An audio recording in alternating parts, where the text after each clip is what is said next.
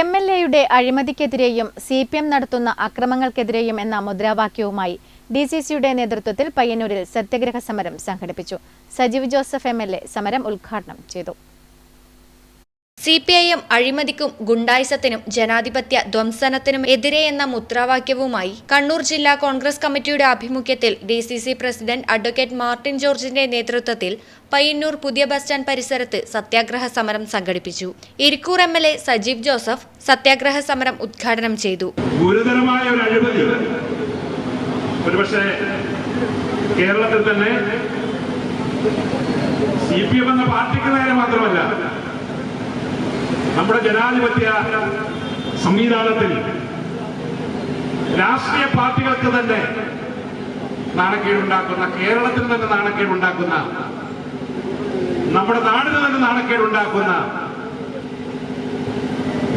Fascist സംഘടനകളായി ലോകത്തറിയപ്പെടുന്ന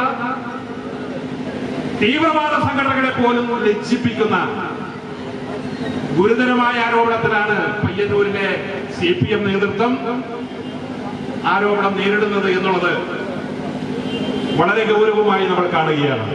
DCC vice president Muhammad Blathur അധ്യക്ഷത വഹിച്ചു. നിരവധി നേതാക്കൾ സത്യാഗ്രഹത്തിൽ സംബന്ധിച്ചു. Network news, Payyanur.